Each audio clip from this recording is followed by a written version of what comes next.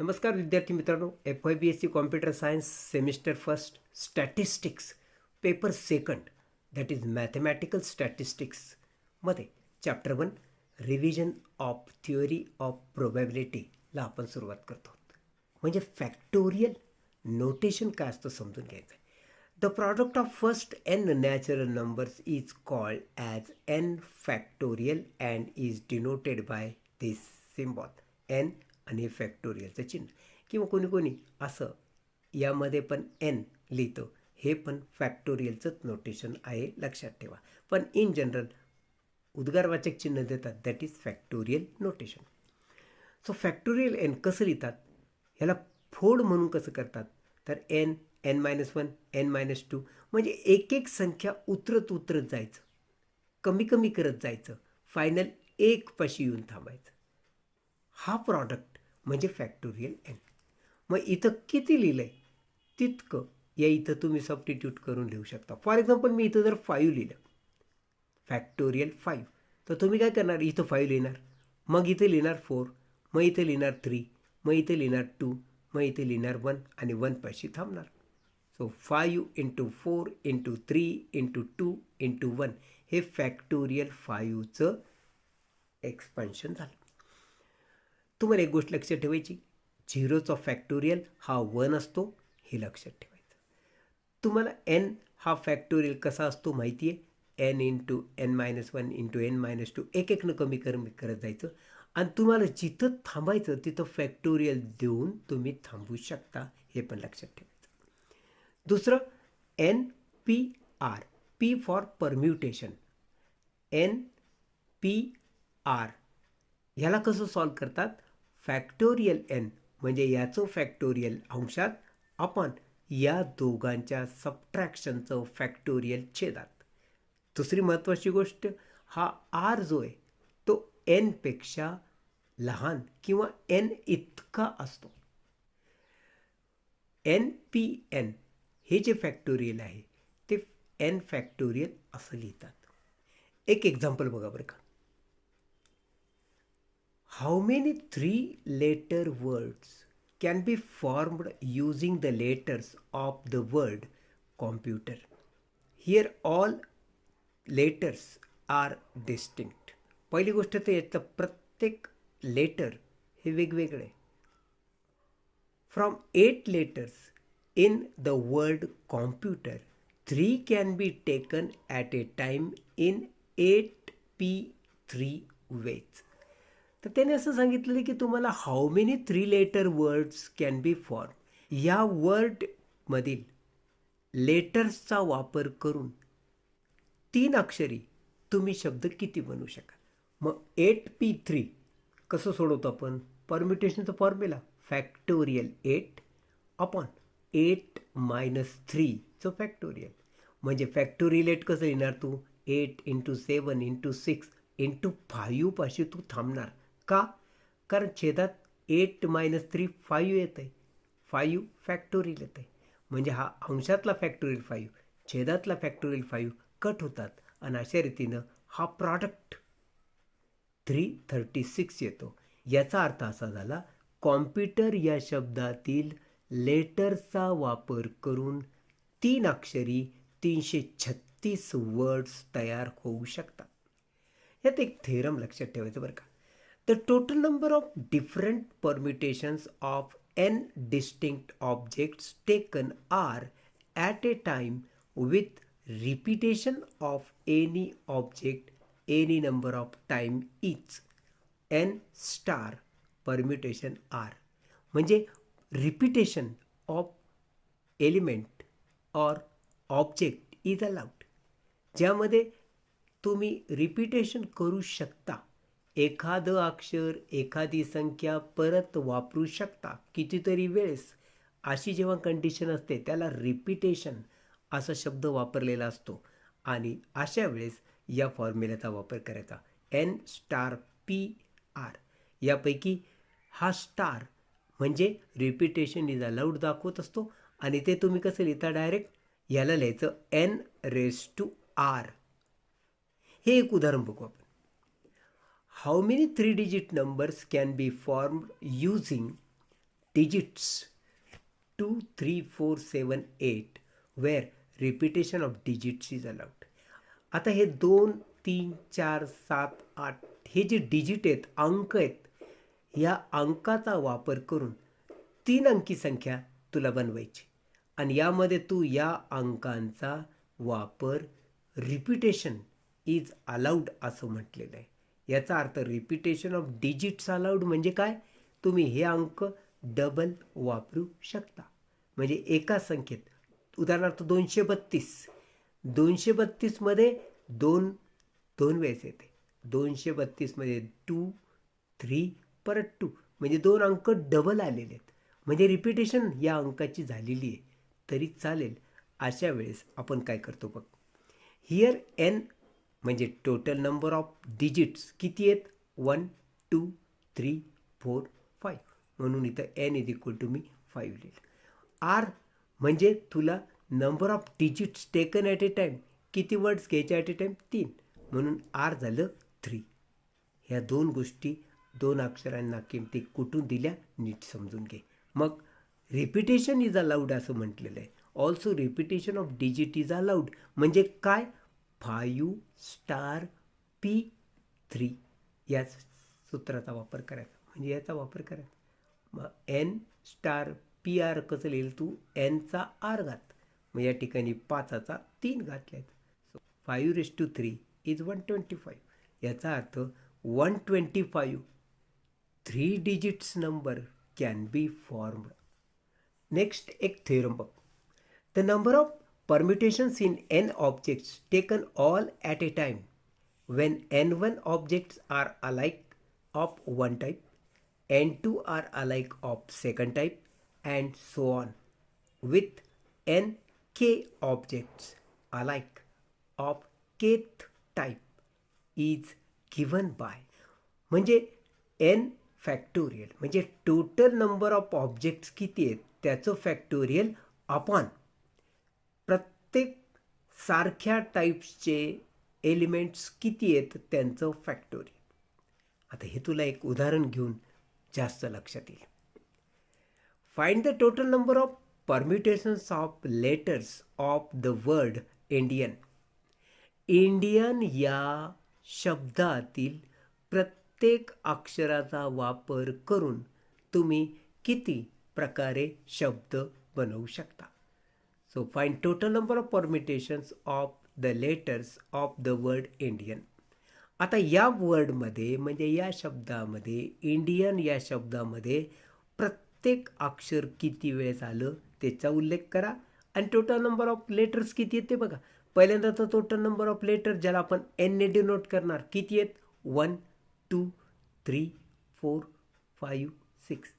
n is equal to 6. आता यात पहिलं अक्षर मला आय दिसतंय. सो आय किती वेळेस आलेलं आहे, 2दा. सो इथे लिहिलं आय ऑकर्स 2 टाइम्स. त्यानंतर एन किती वेळेस आहे, 2दा, म्हणून मी इथे लिहिलं एन ऑकर्स 2 टाइम्स. मग डी दिसतोय, डी किती वेळेस आलेला आहे, एकदाच आहे, 1 टाइम. त्यानंतर ए किती वेळेस आला आहे, एकदाच आलेला आहे. अशा रीतीनं प्रत्येक अक्षर किती वेळेस आलं त्याचा मी उल्लेख केला. टोटल नंबर ऑफ लेटर्स किती आहे त्याचा मी उल्लेख केला.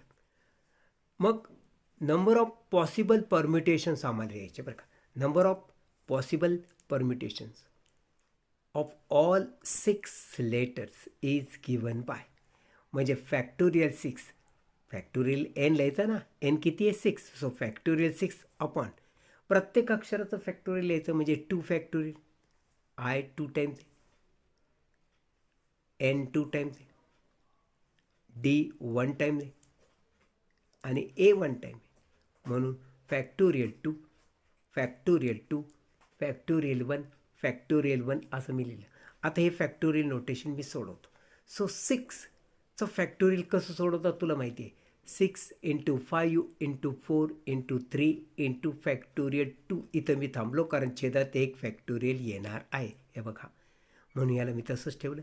आता या फॅक्टोरियल 2चा अर्थ 2 × 1, हा 1 तसे लिहिले. म्हणजे फॅक्टोरियल 2 कट केले. अशा रीतीनं ह्या 2नं मी या 4ला भागलं तर 2चा भाग गेला.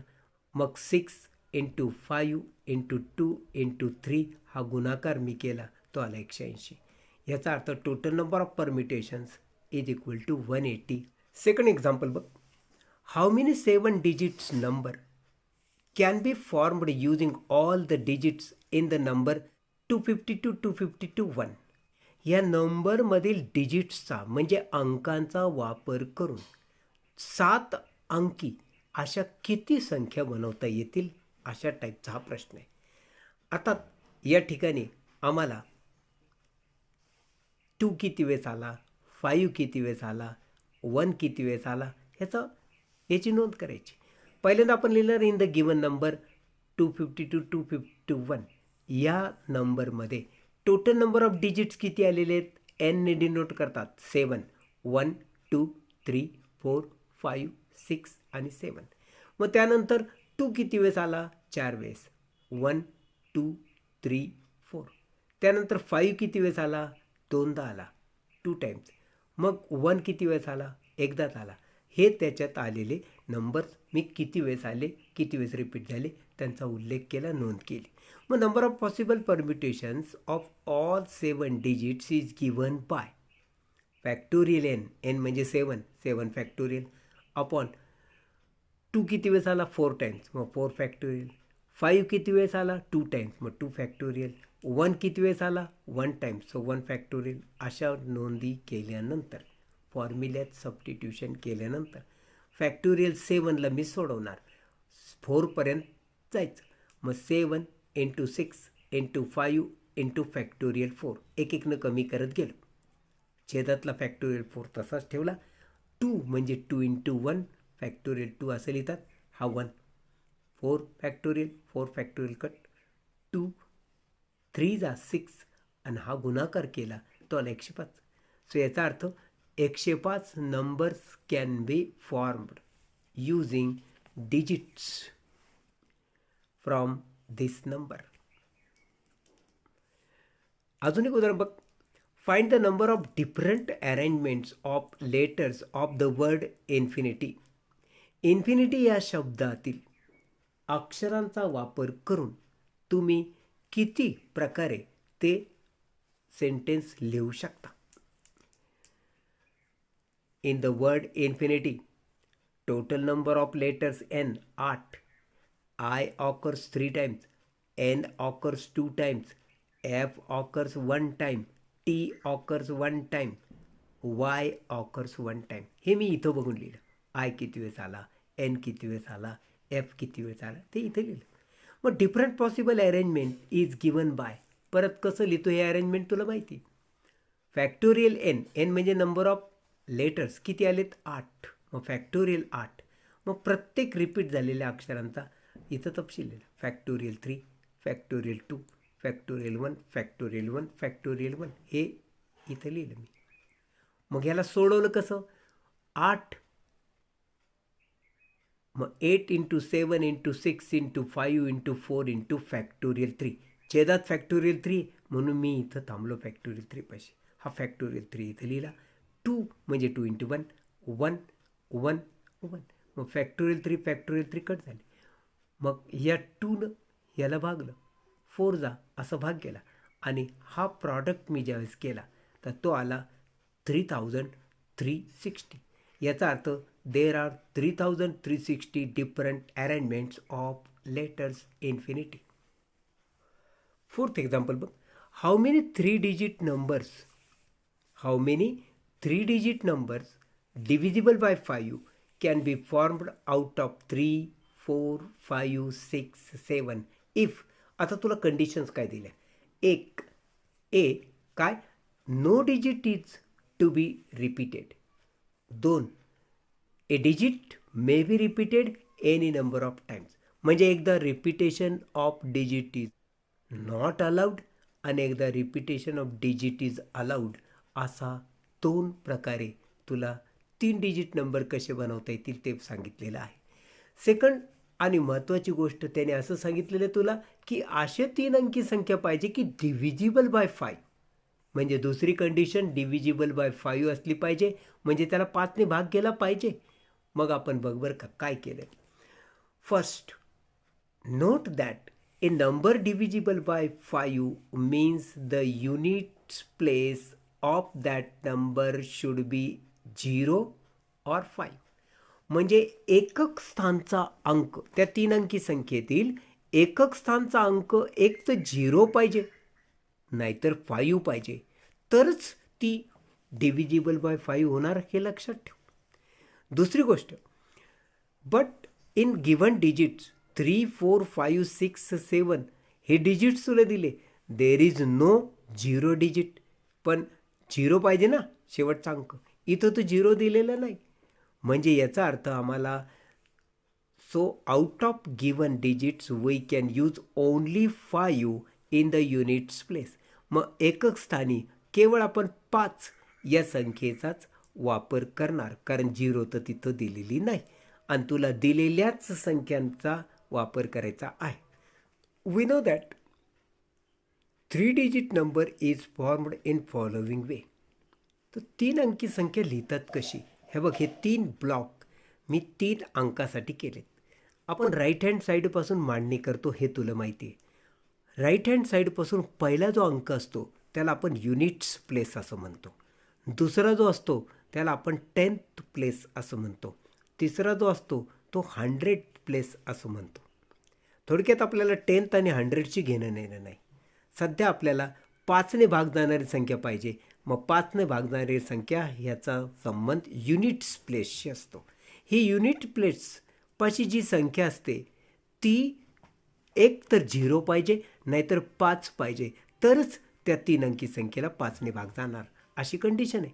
म्हणून आम्हाला ह्या ठिकाणचा विचार करायचा आहे, या दोघांमध्ये काहीही विशेष विचार करायचा नाही. आता युनिट्स प्लेसचा हा जो अंक आहे हा आम्हाला, पहिली गोष्ट, here repetition of digit is not allowed. पहिला जो क्वेश्चन विचारला ना त्याच्यामध्ये रिपिटेशन ऑफ डिजिट्स अलाउड नाही असं सांगितलेलं आहे. म्हणजे जे अंक दिलेत ते रिपीट नाही करायचे, एकदा वापरला. मग आता तू जर विचार केलास तर तुला जे अंक दिलेले आहेत 3, 4, 6, 7 ह्यामध्ये 5 अंक हा आपण या इथं लिहिणार आहोत युनिट्स प्लेसला. त्यामुळं आता हे जे 2 आहेत या 2 ठिकाणी आम्हाला 3, 4, 6 आणि 7चाच वापर करायचा आहे. म्हणजे 4च अंकांचा वापर करायचा.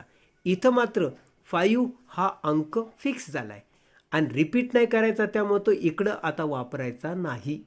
5 इथं का घ्यायचा, कारण या संख्येला 5ने भाग गेला पाहिजे. 5ने भाग जाण्यासाठी युनिट्स प्लेसला दुसरी कोणतीही संख्या चालणार नाही. एक तर 0 पाहिजे नाही तर 5 पाहिजे, पण 0 तर आम्हाला दिलेलं नाही, म्हणून फक्त 5 या ठिकाणी वापरायचा. आता 5 हा एका जागेसाठी फिक्स झालेला आहे. आता उरले ह्या 2 जागा, या 2 जागेसाठी 4 अंक उरलेत. म्हणजे ही 3 अंकी संख्या बनवण्यासाठी आम्ही या ठिकाणी 4 अंकापैकी 2 अंक इथं लिहिणार एकाच वेळेस, आणि 5 हा अंक एकदा या ठिकाणी फिक्स आहे. मग ही सगळी अरेंजमेंट कशी होणार, 4 पैकी 2 अक्षर इथं आणि 5 हे अक्षर एकदाच इथं, म्हणजे 5 नव्हे तर एकदा इथं. मग 4 संख्यांपैकी 2 संख्या आपण 4p2 या पद्धतीने वापरतो. मग 4p2 वेज आपण त्या 4 अक्षरांना, त्या 4 अंकांना 2 जागी लिहू शकतो, हा त्याचा अर्थ. मग टोटल नंबर ऑफ वेज कसे होतील, तर हे 2 जागेसाठी 4 संख्यापैकी 2 संख्या वापरल्या आणि 5 ही एकदा फिक्स आहे म्हणून या ठिकाणी गुणिले 1 लिहिलं. ही 1, 5 ही संख्या जागा बदलणार नाही आणि एकच आहे ती 5 संख्या आणि एकाच जागेवर लिहायची म्हणून 1ने गुणलेलं आहे, लक्षात ठेवा. मग 4 संख्यापैकी 2 संख्या कशा वापरायच्या, फॅक्टोरियल 4 अपॉन यांची सबट्रॅक्शन फॅक्टोरियल 2, हा इंटू 1. मग फॅक्टोरियल 4 तू कसं लिहिशील, 4 इंटू 3 इंटू फॅक्टोरियल 2 पाशी थांबशील आणि हा छेदात फॅक्टोरियल 2 आहे. आणि अशा रीतीनं हा अंशातला आणि हा छेदातला फॅक्टोरियल कट झाले. अशा रीतीनं 4 त्रिक 12 वेज हे असं झालं. म्हणजे if repetition is not allowed then 12 numbers can be formed which are divisible by 5.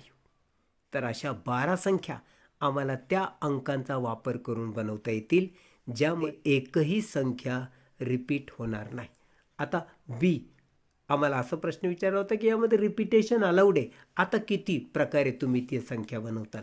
तर if repetition of digit is allowed then we can put 5 in units place which will give us the number divisible by 5. मग पहिली गोष्ट तर units प्लेसच्या ठिकाणी आपण 5 तर लिहू शकणार.